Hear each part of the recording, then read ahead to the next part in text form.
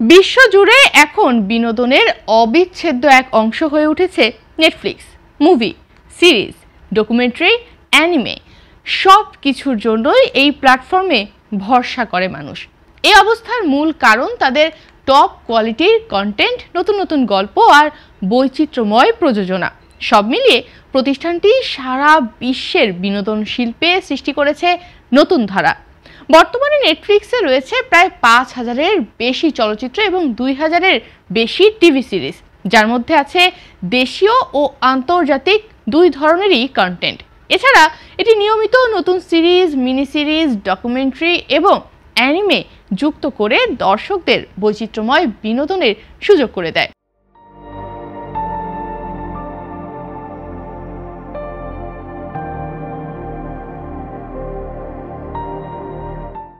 বিশ্বজুড়ে যখন নেটফ্লিক্সের জয় জয়কার, ঠিক এমন সময়ে $৭২ বিলিয়ন এই প্ল্যাটফর্ম কিনে নিচ্ছে হলিউডের শতবর্ষী প্রতিষ্ঠান ওয়ার্নার ব্রাদার্স ডিসকভারি, যার হাতে রয়েছে Harry Potter, game of Thrones, DC universe সহ অগণিত জনপ্রিয় ফ্র্যাঞ্চাইজি।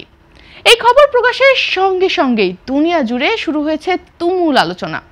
বিশেষ করে সবার মনে একটা বড় প্রশ্ন ঘুরপাক খাচ্ছে, এত বড় পরিবর্তনের ফলে কি নেটফ্লিক্সের কন্টেন্টের মান ক্ষতিগ্রস্ত হবে? দর্শক যে মানের কন্টেন্ট দেখে অভ্যস্ত, সেই মান কি টিকে থাকবে? উত্তর হচ্ছে, বর্তমান পরিস্থিতি, ব্যবসায়িক বাস্তবতা এবং চুক্তির শর্তাবলী বিশ্লেষণে দেখা যায় নেটফ্লিক্সের কন্টেন্টের মান কমার আশঙ্কা নেই, বরং উল্টো তা বাড়ার সম্ভাবনাই বেশি। কারণ নেটফ্লিক্স দীর্ঘদিন ধরে নিজের ব্র্যান্ডকে গড়ে তুলেছে প্রিমিয়াম কন্টেন্ট কেন্দ্রিক মডেলে। স্ট্রেঞ্জার থিংস, ব্রিজারটন, মানি হাইস্ট কিংবা ডার্ক এসব সিরিজের মাধ্যমে নেটফ্লিক্স নিজের মান প্রমাণ করেছে।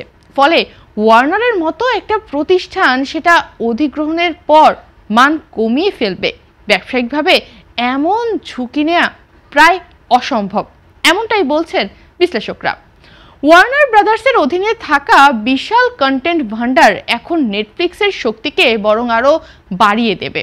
শত বছরের হলিউড ইতিহাস, বড় স্টুডিও, বিখ্যাত পরিচালক, পুরনো নতুন কন্টেন্ট সবই কিন্তু এখন থেকে নেটফ্লিক্সে যুক্ত হবে।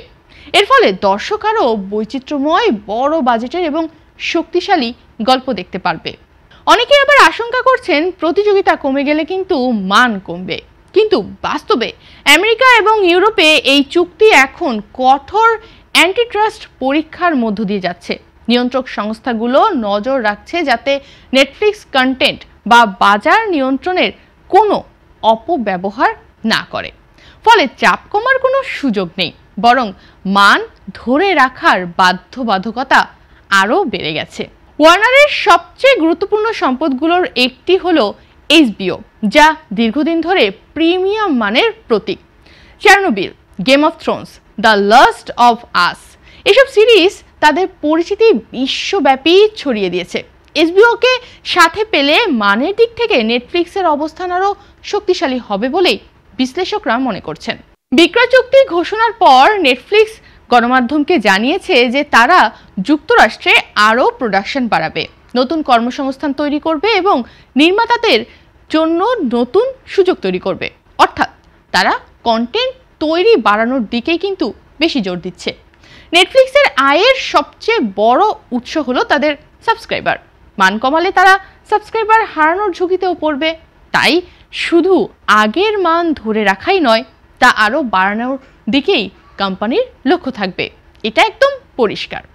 বাজার বিশ্লেষকরা বলছেন ওয়ার্নার ব্রাদার্স অধিগ্রহণের ফলে নেটফ্লিক্সের বাজার মূল্যের ওপর ইতিবাচক প্রভাবই পড়বে। বর্তমানে নেটফ্লিক্সের শেয়ারের মূল্য প্রায় $500 পর্যন্ত উঠেছে। বিশ্লেষকরা আশা করছেন ওয়ার্নারের কন্টেন্ট এবং স্ট্রিমিং সাবস্ক্রাইবার যুক্ত হওয়ায় এর বাজার মূল্য আগামী কয়েক বছরে $600 বা $700-এও পৌঁছাতে পারে। সব মিলিয়ে দেখা যাচ্ছে নেটফ্লিক্স ও ওয়ার্নার ব্রাদার্সের এই ঐতিহাসিক চুক্তি শুধু দুই কোম্পানির ভবিষ্যৎই বদলে দেবে না, বদলে দিতে পারে পুরো হলিউডের চিত্র। দর্শকের দৃষ্টিকোণ থেকে এতে ক্ষতি নয়, বরং আরও বড়, আরও বৈচিত্র্যময় এবং আরও মানসম্মত কন্টেন্ট পাওয়ার সম্ভাবনাই বেশি।